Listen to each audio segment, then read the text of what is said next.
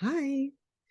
Okay, this is part 15 for EA Zoom, In Search of the Anima Mundi, the 7th of September, 2023, Michaela Villiers-Kendall, and entitled Axis Mundi, the Key to Room 23.7. That's actually 23 degrees 7. Right, well, it's been 9 months since I did the last one, and for various reasons, but one of the reasons is that this has been a difficult project, because it includes a lot of astrophysics, which isn't my best subject, but and getting your head around all. Actually, I've gone through so many scientific papers to do this, from Google. And what's difficult about it is that they obscure. I'm sure they are actually obscuring some details of orbits and things. So we'll go into that, because that's sort of what this is about, and the reason that it's such a mystery. The degree of the axis, which is the subject of this, the Anima Mundi, is actually the axis of the world, which is the alchemy way of saying that, the Latin, just as the Anima Mundi is the world soul. So, right, let's go on there. You've got, actually, to start with, you've got the astrolabe, and then you've got a key. It's the key. And there's a picture which is supposed to be slightly skew with and crooked, and that's because I'm trying to emulate what was done in The Shining with the dead twins scene to my very humble capacity, obviously. Okay, and that's summer. That's supposed to be summer up there, because that's the summer solstice. I was quite pleased with it, but anyway. And that key, weirdly, I bought that years ago. That was a souvenir for the 50th anniversary of D-Day. So it's got the writings of Winston Churchill behind it, which is very strange. I never understood it, but it came in handy, finally. Right, press on. Okay, so in the last of the series, which was part 14, we got as far as the Great Wheel. So putting the Great Wheel together from the Osiris myth, which is part of what the room 237 means, which, again, I just say we're following, anyone who's coming into this, following the labyrinth through with the golden thread to find the world soul. That's the whole premise of the thing. But with the labyrinth, I got onto The Shining finally, and decided just to do it that way to see what was going on. And there's a lot going on. So. Right, so Aquarius rising, finally we get to the girl coming out of the bath. Pretty obviously Aquarius with the star, the tarot. The tarot is used a lot in the fugue, the underlying story of The Shining. And the star is the water bearer, which is Sirius, which is also another symbol for Isis. So Isis really is the water bearer. So you can see very much that's Aquarius rising. So it's talking about the age of Aquarius. And Isis there with her star is Sirius. And the Pleiades, which are the 7 sisters, obviously around there in the tarot. Okay, so when is a door not a door? And that's the only riddle I could ever remember, when it's ajar.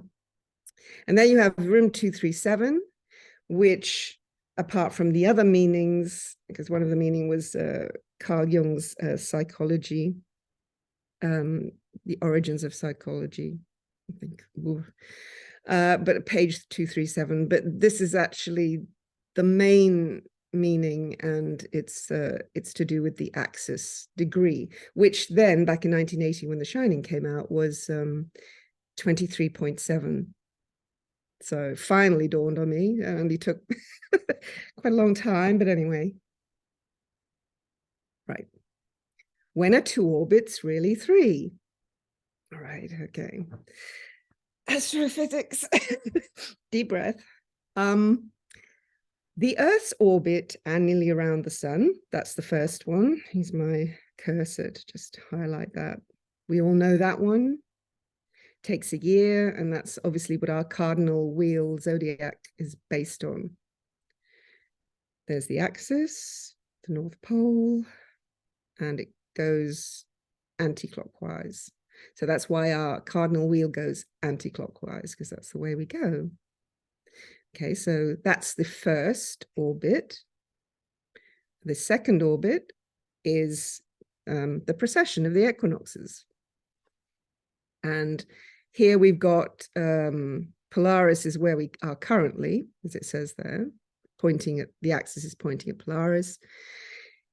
But in the age of Taurus, it was at Thuban. And then before then, and actually, I'll show you, I'll say the time period. This is now Polaris. 7,000 years ago, Thuban, the age of Taurus. And then 6,000, 7,000 years before that, up to 14,000 was Vega. And that was when the age of Leo dawned. So that's the axis, which obviously most people know, even I knew that, was based on the wobble of the axis. And the moon, the torque of the moon as well. Thuban, obviously, in the age of Taurus was when the Great Pyramids were built. And it would have been, well, actually probably at the end of the age of Gemini, in preparation for the age of Taurus, because as I brought up in the last time, was it the time before last? In the book, the Giza Prophecy, which is a really good book by Osborne and Gardner. They talk about how the degrees of the axis, the tilt, and how the tilt has changed is actually recorded. And it's a really good book. I recommend that. It's recorded in the pyramids. So they lined up the fixed stars with the shafts, etc. And it's very detailed. But that's not the only way it was recorded. And I'll go on to say that. Okay, so there we have Horus, who is the, Horus has the hawk head, this falcon, the head of the falcon, and he's got the Ak symbol there, Ankh, I mean, and he's on the boat, he's on the ship of Ra, crossing the horizon in the days of ancient Egypt, but as far as they're concerned, for all time, because they recorded everything to last for eternity, forever and ever, as the twins say. So, right. So, yes, annual orbit around the sun, the cardinal cross, as I just said, the tilt of the axis that dictates the seasons. We know all that. And presently it's at 23.4. In 1980, as I just said, it was at 23.7, and it is declining. It is very slowly falling.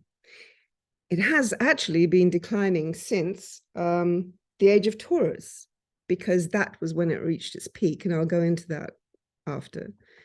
So it reached its peak, maximum inclination, maximum angle, the obliquity, in the age of Taurus, and that was at the summer solstice of the Great Wheel, which I'll go over. But anyway, still on to the annual. There's obviously, we all know this, you know, the equinoxes, the solstices, 23.5 degrees, which is the degree now of the axis, and that's now, and that's the first orbit. Okay, so the second orbit, I need to put it down a bit, but never mind. Missed the top up, but it doesn't matter. Okay, the second orbit is the precession of the equinoxes.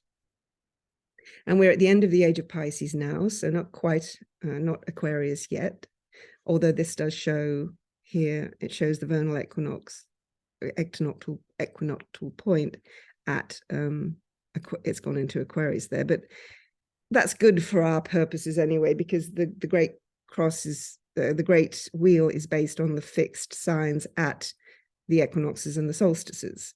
That's how they base the cross. And for simplicity's sake, and for every other reason,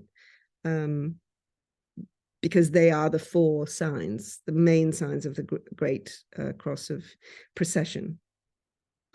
So we're just at the end of Pisces, really. Well, I suppose it would be going, yeah, that's going the right way, isn't it? Yes. It's so confusing. Yeah, of course. So 26,000 years, almost 25, 920 precessional cycle. That's pretty clear. Right. Okay, so it gets more complicated as it goes along. But anyway, 26,000-year orbit of the precession of the equinoxes. Leo fixed fire, just to give a quick summary of the great wheel that we put up on screen last time. Leo fixed fire, representative of the sun, rules the spring equinox sunrise, which begins the ascending epoch of the Great Father. Osiris is the Great Father. Orion in the sky, the constellation. Opposite the moon of Aquarius, fixed air, ruling the autumn equinox sunset of the descending epoch of the Great Mother. Doesn't show that, but it's under there somewhere. Great Mother. Isis, Sirius. Okay, Taurus. So that's the equinoctial points, the spring equinox and the autumn equinox across the great wheel. Taurus, fixed earth, ruling the winter solstice midnight, associated with Saturn and Set of the descending epoch of the terrible mother. Descending because the moon is descending then as the sun is rising. So as brother of Isis, and so also affiliated with the moon, which descends as the sun ascends after the solstice midnight. Set takes over the rulership of the summer solstice as the terrible father after the sun, after the noon point, which is the summer solstice, as Taurus rises. Okay, so you'll see it because I've laid it out, but I'll tell you first, but then it'll be easier to know it when you see it. Taurus rises in the age of Taurus after 7,000 years of the epoch of the Great Father.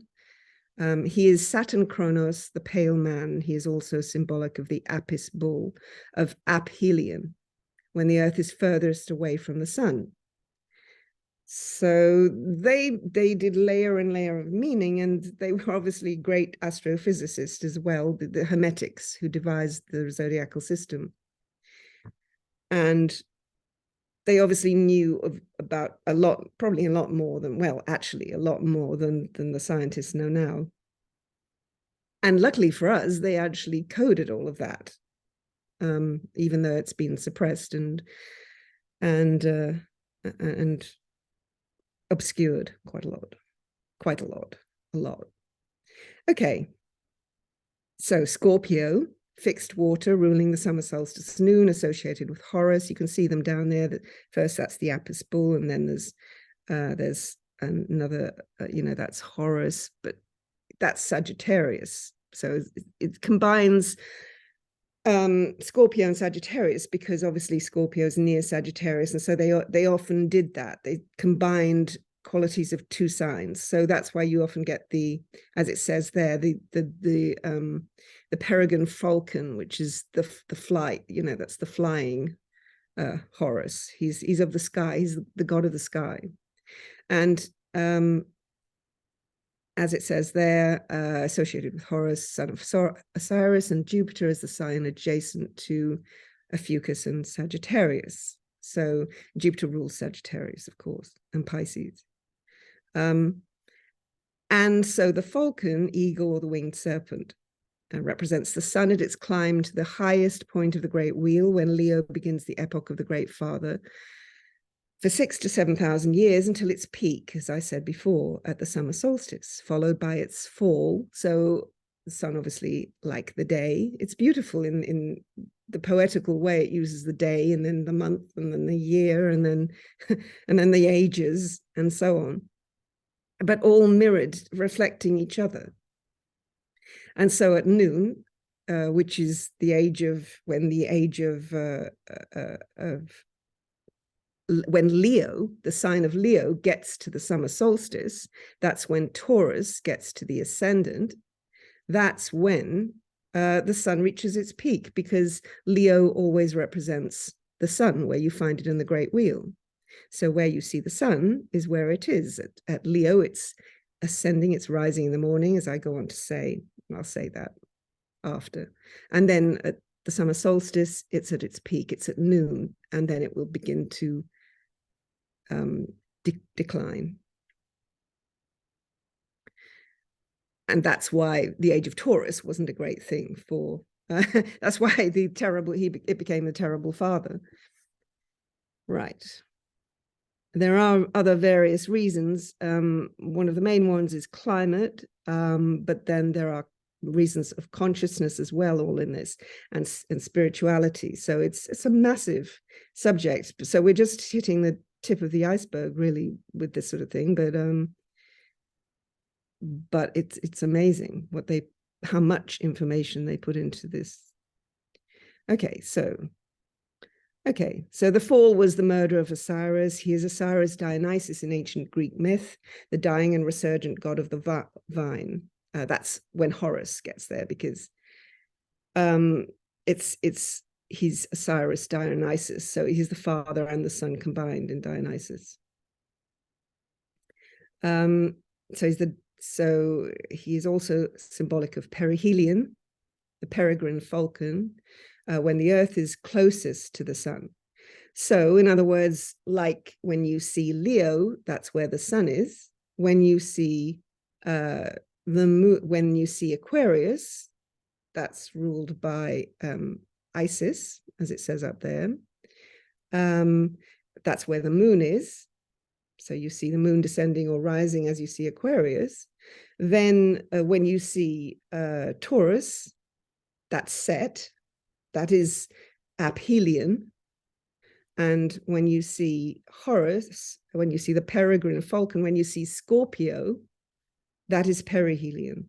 So they've actually mapped out when in the ages the Earth, because they knew the Earth was orbiting the sun, obviously, when the Earth is actually closest to the sun, which is perihelion, and when it's furthest from the sun. And that obviously doesn't happen. We didn't think it happened, at least most of us. I didn't.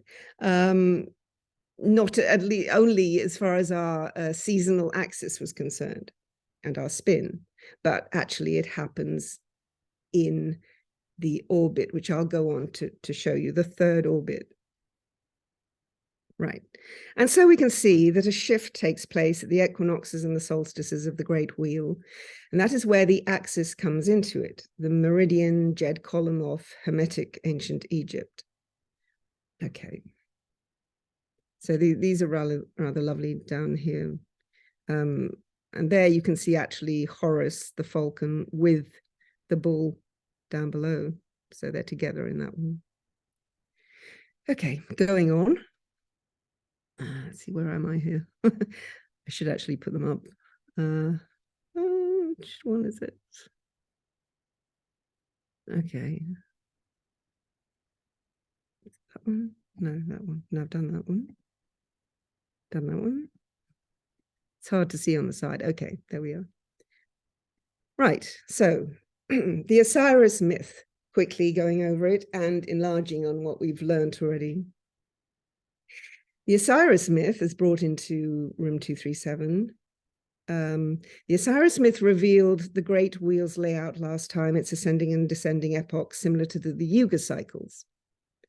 And its fixed Grand Cross epoch, equinoxes and solstices assigned to Osiris, which I just said, Isis, Horus, and Set. So here we go deeper into the Great Wheel and especially into the crux of the matter. The myth told us of the 14 pieces of Osiris, following his murder by Set, that were to be remembered, and that was the job of Isis, goddess of the moon, to do it, as the 14 pieces' first clue was that they represent the lunar cycle from new moon to full. But then the 14 pieces had to be scattered throughout 14 of the 42 districts of Egypt, one having been eaten by a big fish in the Nile, the phallus, unfortunately. Which meant that Isis had to make a fake in order to conceive Horus so that Osiris could be resurrected as Horus. As the phallus symbolizes the Jed column, the meridian of the great wheel, and the tree of life, as well as the spine of Osiris, this meant that the great wheel would go on spinning. But that left 13 pieces. And so double that as you would to make a lunar month, and you have 26 and not the 28 days of a month, which obviously they were saying then that something's wrong there, but still use the 26. But I guess it had to do, and so 26 became 26,000 years, because that's how they coded it. So 26,000 years of the processional great wheel. 13 above and 13 below the horizon, 13,000 years above and below the horizon of the fixed Grand Cross great wheel, which we've just been talking about. But the phallus made 14, fake or not, and as it symbolized the axis, it was pretty important still, as it made up the full lunar cycle. So they're saying with the code, still use 14. And that's confusing because you think, okay, well, how does that work? Well, how it works is, so double that, and there you have 28,000 years of the lunar hidden wheel. So you have a wheel hidden in the 26,000 year processional wheel of 28,000 years. The image only seen in reflection, which is seen in room 237. But like the unconscious, and it's not always a nasty old hag, a crone, like Hecate is the crone, or the terrible father, the terrible mother, as we deduced.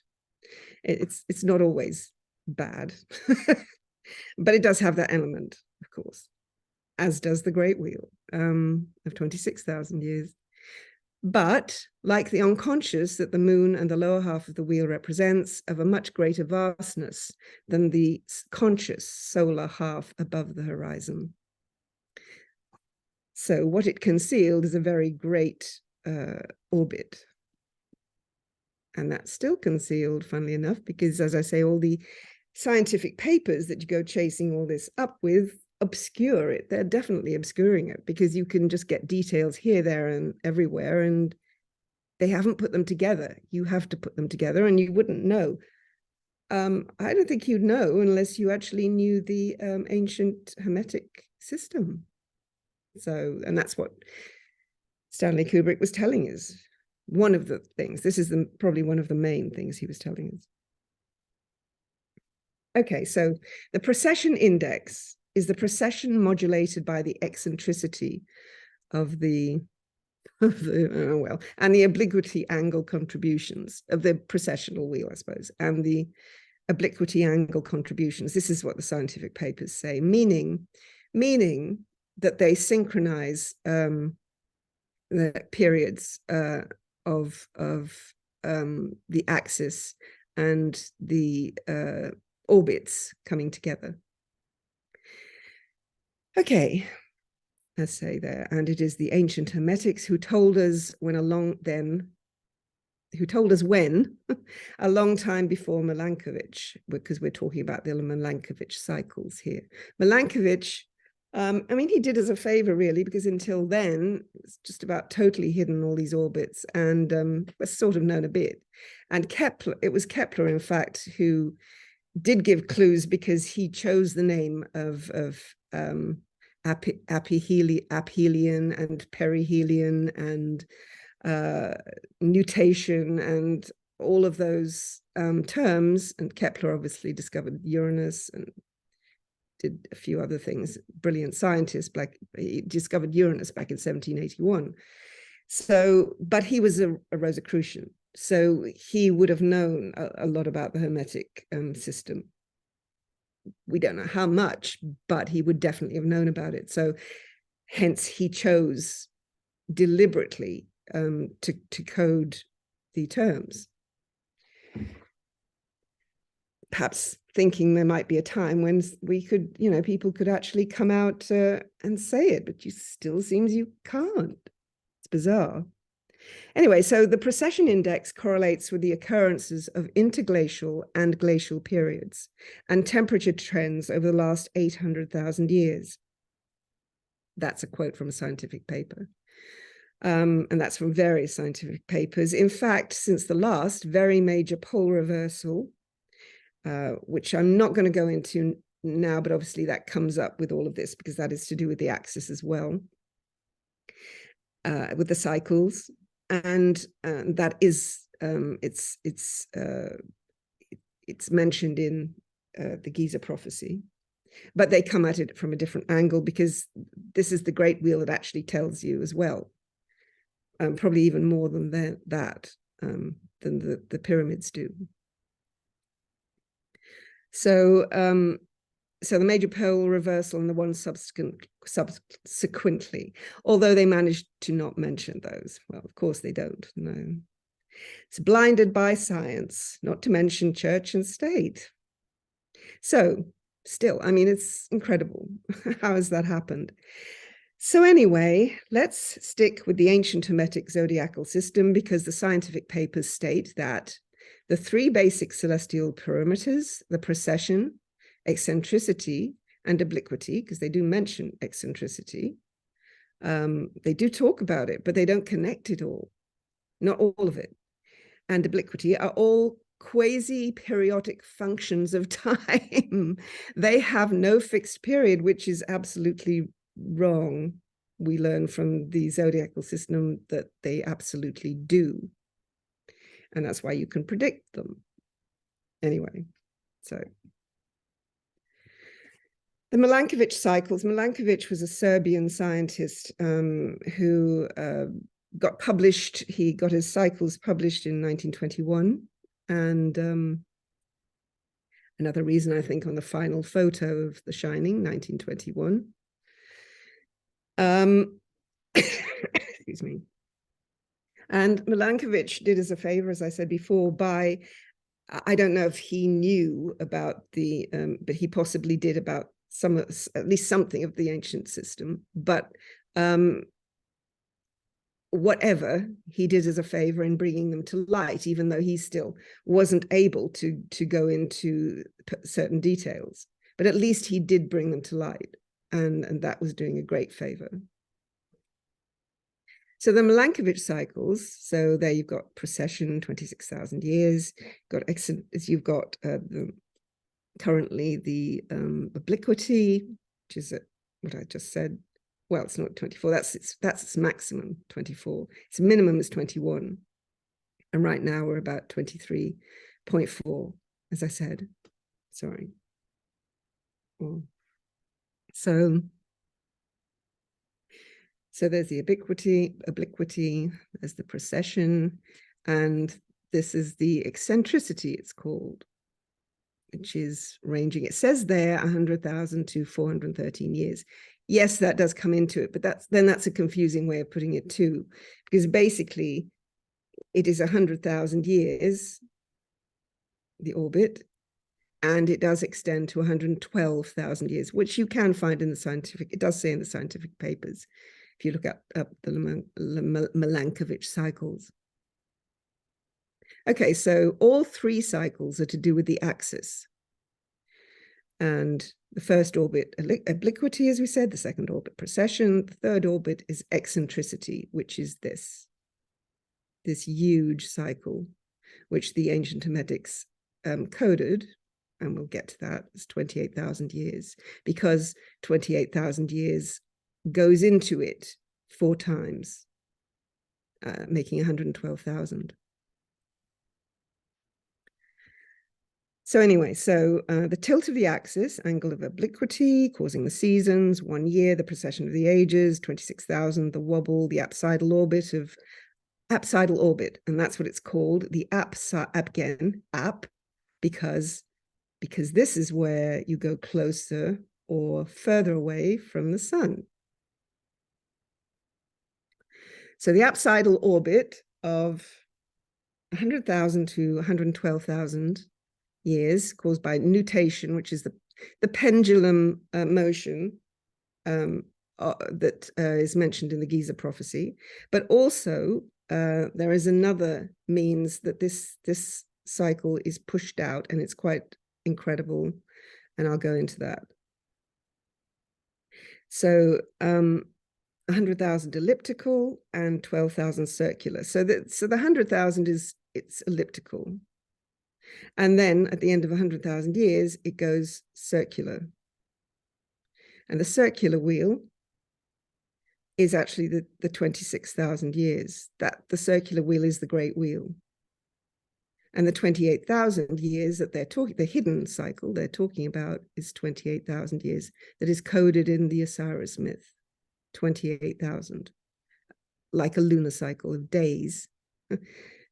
Yeah, it's nice. So anyway, so 3.5 times 3.5 times 28,000 year ellipses, half and a half circle. So you get 3.5 times and a half circle. So the 3 times and 1/2 time of the Bible, when it's mentioned, because all this is coded in the Bible, as well as the myths of ancient Greece, which took it, well, the Bible most likely took it from ancient Greece took it from ancient Egypt, and there were other, we've been through that, Mesopotamia, Samaria, Babylonia, and all around the world, these myths proliferated. But the ancient Hermetics are most certainly the ones who devised the zodiacal system.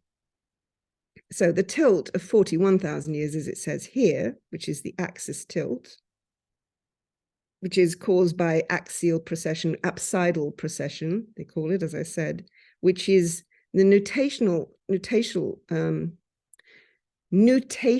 cycle of the pendulum motion, but it also is with the forcing of certain planets.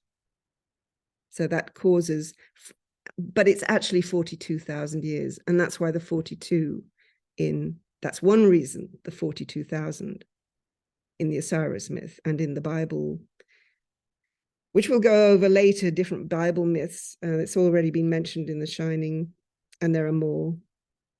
42,000, Exodus, this 42 comes up a lot. And the Hitchhiker's Galaxy thing, actually, he obviously stole it, but that's where he gets it from. So it shouldn't be called the Adams event, which is the big pole shift, which we're not going to talk about this time at 42,000 years, but we will do, but not this time. There's enough to get through here. But it should be called the Kubrick event, I believe. But anyway, that's just my opinion. Since nobody knows, well, not many people, no, I don't know. I don't know if anyone else knows about it, but that's what it is. Okay, so we a lot know about it now, and obviously, I mean, only people who are meant to. Spiritually, I do believe only those of us who are meant to have this knowledge will know it, and they will use it very wisely. But hopefully spread it around eventually, because it's meant to be known now as we approach this cycle. Okay. So hold on, I think I've gone too far. Okay, the Osiris myth did that. Did that. Right, did that. Okay. Okay, so these are the Jovian planets, the 4 Jovian planets.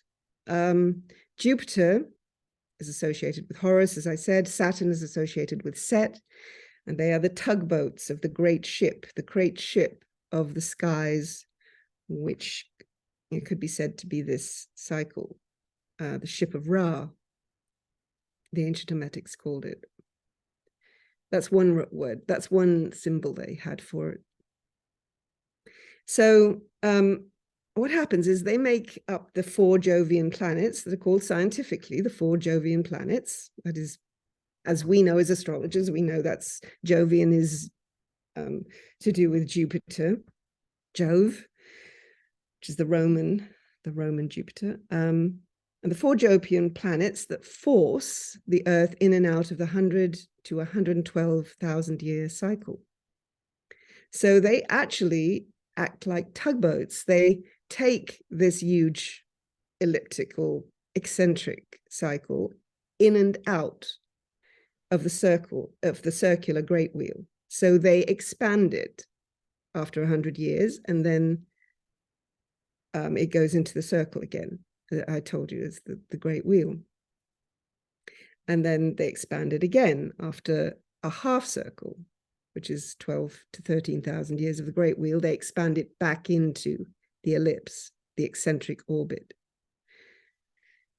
Okay, so the other 2, so it's Jupiter and Saturn mostly that do that. Also, the other 2 are Uranus and Neptune, and they have a part to play, but not as much as Jupiter and Saturn. So we can see why the alchemist thought of Jupiter and Saturn so highly and why they were so important, especially their conjunctions. And with the trigons, the trigons, when every few hundred years, the patterns, the design of the conjunctions change elements. And in fact, we had a big conjunction in December 21st on the solstice, the winter solstice of 2020, Jupiter, Saturn conjunct Aquarius. So makes you wonder if that's sort of, the tugboats are sort of having a bit of a run here. I don't believe, a lot of us don't believe that we are in the age of, and I have other reasons not to believe that we're not in the age of Aquarius yet, and we're not near it yet. But we are approaching, obviously, we're in the last degrees of Pisces. And so we will start to get those trigons, that trigon starting with Aquarius. It's coming in slowly. So yeah, it's amazing. And there's the boat, the ship, the sky, and yeah, and the Milky Way. I would say that's the Milky Way. Right, so that's just showing the orbital eccentricity, how it changes. Okay, the dates of perihelion and aphelion progress through the seasons on a very long time scale to 26,000 years. There is corresponding movement of the stars as seen from Earth called apsidal precession. Yeah. Okay, keep it down here. Then I can see which one is next. Okay, change in apsidal orbit over time. So as I said, the apsidal orbit, although it's a big orbit, it's huge, it actually changes into the 28,000 year time scale 4 times, 28,000 4 times. It goes round and round like that. So they were brilliant. I mean, they were geniuses. It's so awful that they've been labeled primitive. It's a big joke, really. But there we are. It's not so funny. Because it impacts all our lives and the way we perceive the world, for God's sakes. So anyway, perihelion and aphelion, an eccentric orbit. There you go. It's 21 to 42,000 year cycle, because the axis, as it's showed on the other diagram, is at 42,000. So that's why you get 21,000 halfway, and that's the solstices mark that, and then you get 42,000 is marked by the equinoxes. And we're not going to go fully into that this time, but next time, I think I've got to talk, I think, at the end of October, and so I'll bring that up then. So the blue dot is Earth. That's perihelion, closest to the sun on this huge orbit. And then obviously aphelion, furthest from the sun. Scorpio, Taurus. Easy. It's such an easy, simple, beautiful way to see it on the Great Wheel, and I'll show you that quickly. Okay, so there's the There we are. There's the Aurora Boreas and the Pleiades. Right. Okay, so that's on our perihelion and aphelion is marked. So the way it gets reflected from that cycle onto our seasonal cycle, our yearly cardinal cross, and it is reflected. The ages reflect the seasons, which is amazing, and I'll show you how that works if I can. You remember how. But anyway, so this is okay. So this is aphelion, which on our calendar on the cardinal wheel, shown it happens now at the 4th of July. And again, you'll remember the final photo, July 4th. And that's obviously Independence Day and the founding fathers were Freemasons, but possibly Rosicrucian, actually, because it is actually the branch of Freemasons that uses the Kabbalah and is a more pure sense of type of Freemasonry. There are so many different branches of them. So that's why they chose the 4th of July. It's to do with Aquarius, and I'll show you that after. So perihelion, January 3rd. This is the Northern Hemisphere, obviously, because the ancient Hermetics used the Northern Hemisphere for various reasons. I mean, they were in it, but it's not the only reason. Okay, down here.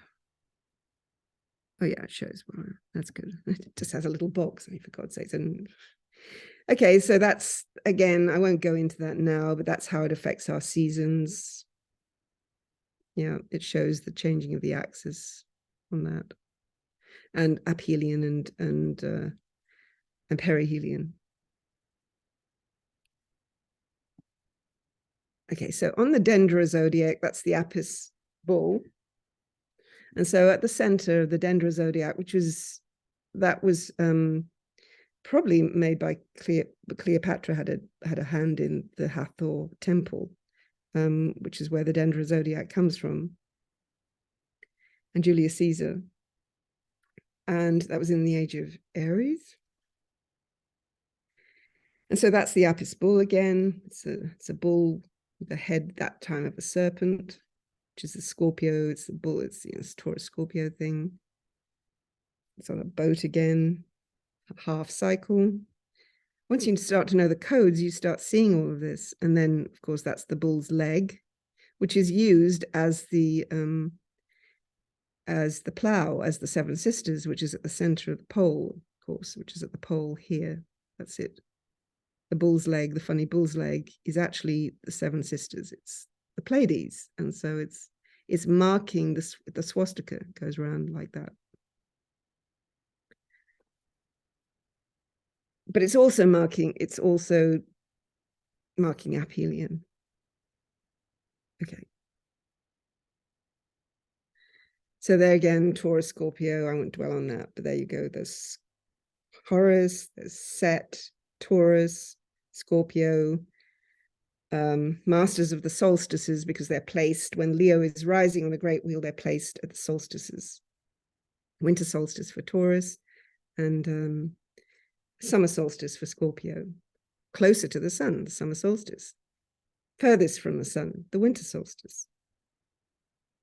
Right, moving swiftly on. Right. I'll show that for you. Anyone could stop it who wants to see it. It's quite good, I think. There they are at the wheel. They're at the celestial mill.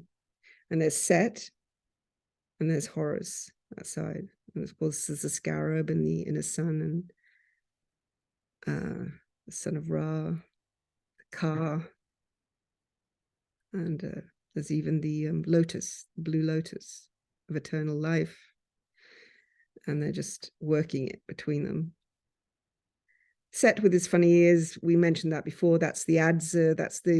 It's the tool that was the opening of used at the opening of the mouse ceremony, but that wasn't to feed mummies. Maybe later they thought it was. I mean, we're talking about thousands of years, period.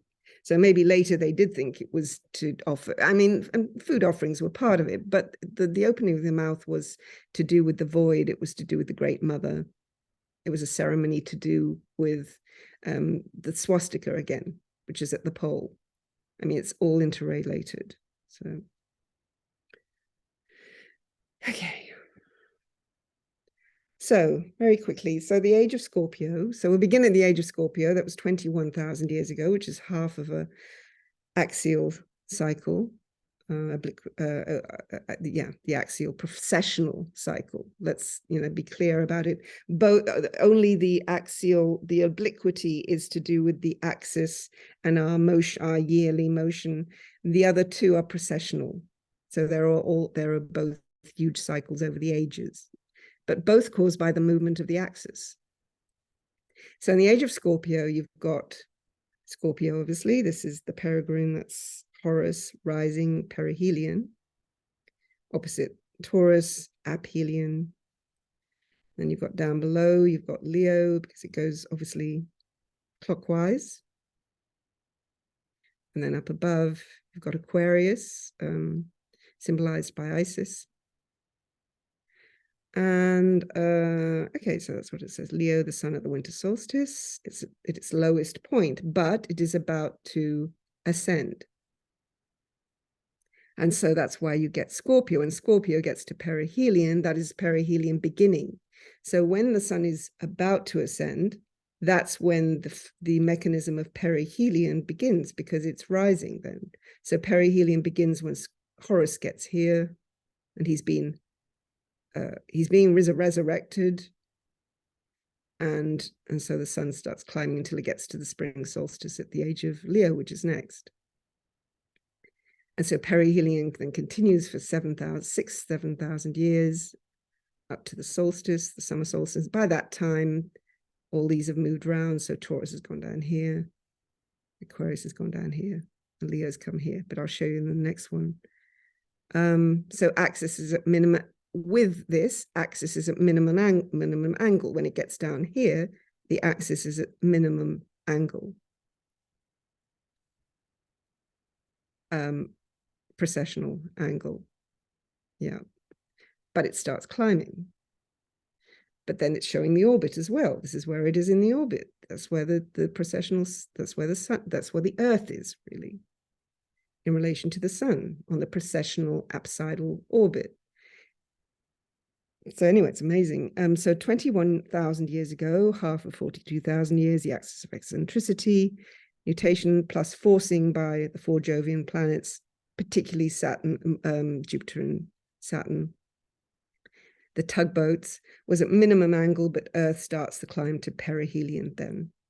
So it's coming out of the dark once Scorpio gets, the age of Scorpio starts. And then it's half the axis. The axis shows halfway. So, okay, next, just go quickly, age of Leo. So there, as I just said, Leo gets to the ascendant. That's 6,000 years later.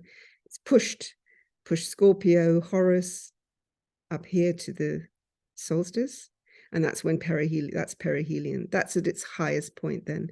Then you know the Earth is the closest to the sun on the precessional apsidal orbit. It's closest to the sun. So you actually, when this happens, is when the temperature starts rising. And it did. But I'm not going to go into that. I'll do that next time. So axis is rising to maximum angle. It's got there, and it will rise all this 6,000, 7,000 years. With Horus at the top, but then he's about to be toppled, just as Osiris is toppled once, but it took 7,000 years, you know, once Leo gets, the sun gets up to the height, as I said, and Taurus gets the ascendant. So you've got the moon on the descendant. The moon is descending as the sun rises, just in the day, just as in the seasons. So, okay, push on. Age of Taurus. So, Set, of course. Set, aphelion begins. So as I said, the Leo has got to its highest. Osiris is murdered. It's going to start falling. That's in the age of the terrible father. This was the age of the great father. And now Taurus is there set, and it's aphelion. So the earth is starting to go to its furthest point, starting its journey to the furthest point. The axis is at maximum angle. It's at its peak here at the summer solstice. And it's the fall, the zenith of the sun. Okay, so then you've got down here, you've got Isis, the moon, and that is when she doesn't become the terrible mother. She was the terrible mother in the age of, I didn't mention that, in the age of Scorpio. But that's because the moon was waning then. Yeah, okay. Right. Okay, age of Aquarius. So, yeah, and here we are. We're not at the age of Aquarius yet, but this is where we're heading for. Okay, brings us up to date. And it's the girl coming out of the bath. So Taurus is at aphelion.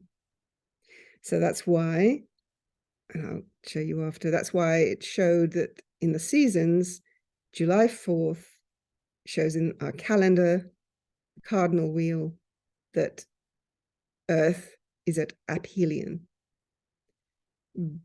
But what it means is it's really saying it's aphelion. And what does that mean? It doesn't mean anything unless you've got this eccentric orbit. Doesn't mean anything at all, because the seasons aren't to do whether we're closest to the Earth, the sun, or not. It's the seasons. It's dictating the spin, and when the axis is closer and when it's further. But it's not to do with aphelion. So it doesn't really even make any sense unless you have this wheel, this eccentric orbit. So it's up at the summer solstice. Earth is furthest from the sun. It's in the eccentric orbit, opposite Scorpio. And so you can see this is the great wheel. You can see that it's there, and then it's reflected in the cardinal wheel. It's reflected in the calendar. And we know when that's going to happen. We know it will be as the age of Aquarius is coming in, because now, in actual fact, our axis is falling to minimum. It's reached its peak, just as they said, when the sun, Leo, was at the solstice, summer solstice, and now it's going towards minimum. It's not at minimum yet, and it's going very slowly, but that's where it's heading. It actually won't even get to minimum till it gets right down to midnight, down to the winter solstice. And that's when, again, the cycle starts again, and it hits minimum. And that's when the terrible mother is. The great mother becomes the terrible mother. But the resurrection starts, so, because the sun is rising. So that's over a period of the next 6,000 years. And there's Set up here. We have Set on the summer solstice. And that's my little mock-up of my screenshot, because I just did that by accident. I have the little great wheel there, the fixed sign great wheel, and then by chance I managed to get the big ellipse around it. I thought that was good because I didn't plan it, and it just elongated it. And then I just put Taurus at the top. So there you are, and there's the axis. Yes, okay.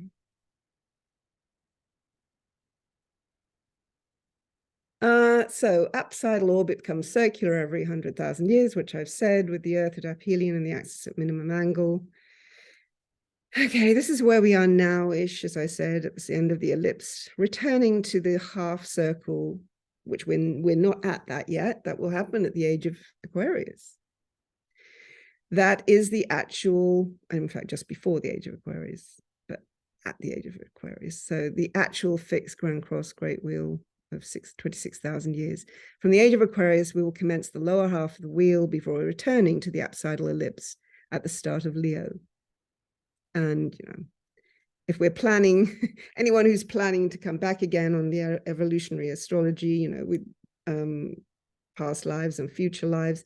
Just try to use this as your calendar, because you don't want to come back in the age of the terrible mother. Or maybe you do. I mean, it wasn't so bad for women. They were priestesses, high priestesses then. So, could be all right. Okay. And so we will be back in the apsidal ellipse that we don't know we were in, at least not now. Maybe by then we will, whether they'll ever tell us. But astrologers have to know. So that's why obviously this information is coming to astrologers now. I won't be the only one, and you're not the only one.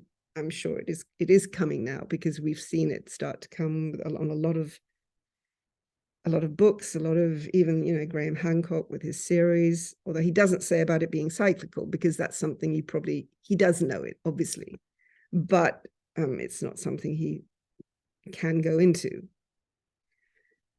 But he's doing his best. He's doing, there's a lot of people doing great with this, bringing it all to light, just at the time it should be. So Leo resurrected, that's Isis at the winter solstice, and she conceives of Horus there as she is the kestrel, she's the falcon mother with the Ankh. 13,000 years from now, Earth's axis will be pointing somewhere near Vega, which is obviously the age of Leo again. And we'll have done a half circle of the Great Wheel. Okay, that's it. Denab is down there. Denab is when it's the age of Scorpio. And that, it's pretty obvious, I think, that must be the cosmic egg, in fact, must be this orbit. I would say. Don't know what anyone else thinks, but I think so. Right. And so that's that. And there's the key, the Ankh. And that's that for now. It's all, folks, for now. I think my time must be up now. How long have I been? Just about an hour. Wow. That's good. Very good. Okay, great. Managed to fit it in. Thank you. Awesome, Michaela. Man, a lot of information to take in. I know. It took a lot of a lot of brain power that I didn't even want to use. Trying to put the puzzle together, but anyway. Well, thank you so much. Yes, thanks. That was fun. And we look forward to the next one. You said in October? Yeah, at the end of October. I think I've got awesome. Cool. See you then. See you. Thanks. Thanks, Sue. Thank you. Thanks, Robert.